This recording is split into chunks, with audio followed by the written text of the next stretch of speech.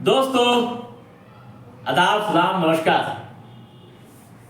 आज के एपिसोड में हम बात करेंगे बिहार के मुख्यमंत्री नीतीश कुमार व केंद्रीय मंत्री चिराग पासवान के बीच बेहतर हो रहे सियासी रिश्तों के बारे में।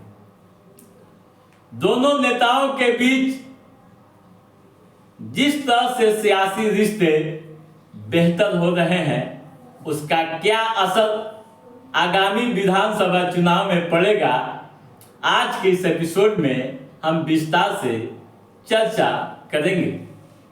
दोस्तों, एक कहावत है कि राजनीति कब किस करवट बैठेगी यह कहा नहीं जा सकता है। यहाँ न तो कोई किसी का अस्थाई दोस्त होता है और न ही कोई किसी का अस्थाई दुश्मन। हम यह बात क्यों कह रहे हैं आप समझ गए होंगे।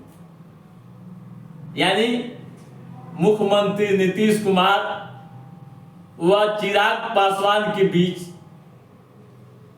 काफी सियासी दूरियां देखने को मिली थी। चिराग पासवान ने कभी मुख्यमंत्री नीतीश कुमार का खेल बिगाड़ा था। इस कारण रिश्ते यानी सियासी रिश्ते काफी खराब हो गए थे। लेकिन हालात बदले हैं, माहौल बदला है और बहुत कुछ सियासी हलके में कहे जाने लगे हैं। दोस्तों, 2020 के चुनाव को आप याद कीजिए।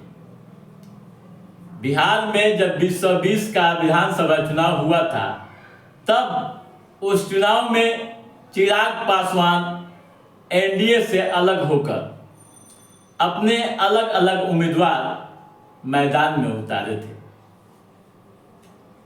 जिसका काफी असर दिखा और जेडीयू को भारी नुकसान हुआ।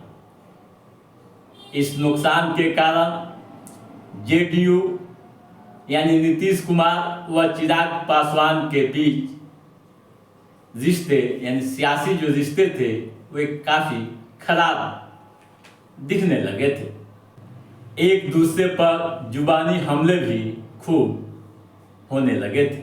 लेकिन समय बीतता गया और बीजेपी के पहल पर मुख्यमंत्री नीतीश कुमार व चिराग पासवान के बीच संबंध बेहतर होने लगे और इसका असर लोकसभा चुनाव में भी दिखा।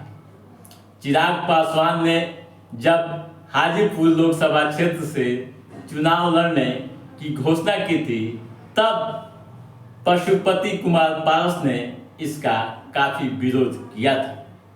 लेकिन एनडीए के साथ नीतीश कुमार की रजामंदी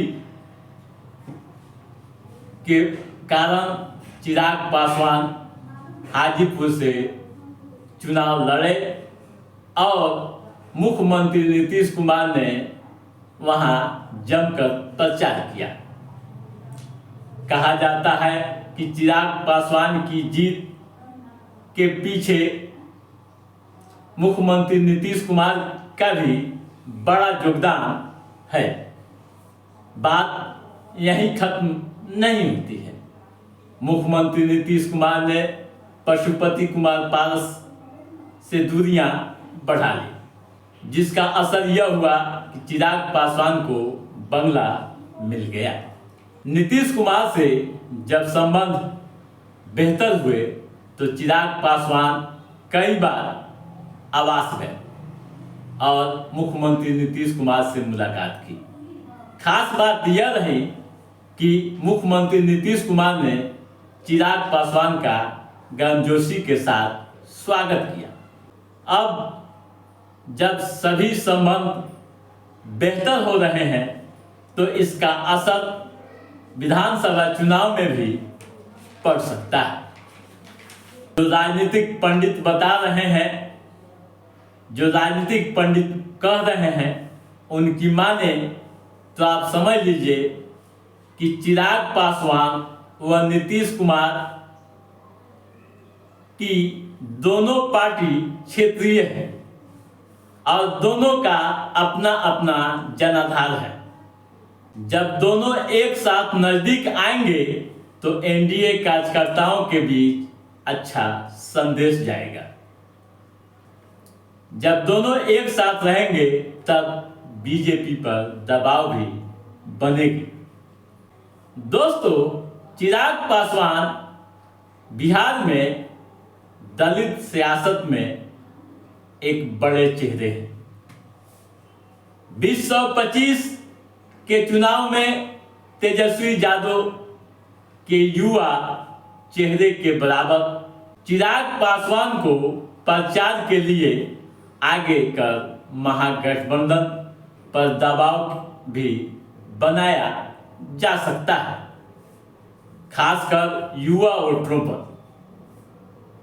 चिराग की वजह से जो 2020 के चुनाव में दलित वोट जेडीयू से दूर हो गए थे, वो अब जेडीयू के साथ दिखेंगे। वहीं दूसरी तरफ लव कुश व अति पिछड़ा वोट भी नीतीश कुमार के कारण चिराग को मिलेगा।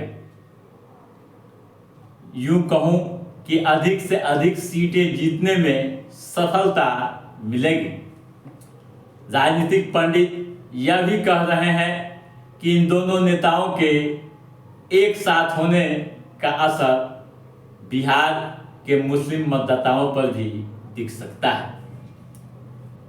राजनीतिक पंडितों का मानना है कि मुख्यमंत्री नीतीश कुमार और केंद्रीय मंत्री चिराग पासवान का मुस्लिम मुद्दों पर जो रुख है वह बीजेपी से अलग है। अगर दोनों एक साथ दिखते हैं तो आप समझ लीजिए कि महागठबंधन को भी नुकसान पहुंच सकता है। तो दोस्तों, क्या असर पड़ेगा आगामी विधानसभा चुनाव में, आप समझ गए होंगे। तो दोस्तों, आज के इस एपिसोड में बस इतना ही। हमारा ये एपिसोड कैसा रहा आप लाइक और कमेंट करके हमें जरूर बताइएगा। यदि आपने हमारे चैनल को सब्सक्राइब नहीं किया है तो सब्सक्राइब भी कीजिएगा, ताकि इस तरह की महत्वपूर्ण गतिविधियों संबंधित, राजनीतिक पहलुओं से संबंधित जो भी अप टू डेट है उससे हम समय से आपके बीच पहुंचाते रहेंगे। तब तक आप अपने दोस्त को दीजिए इजाजत।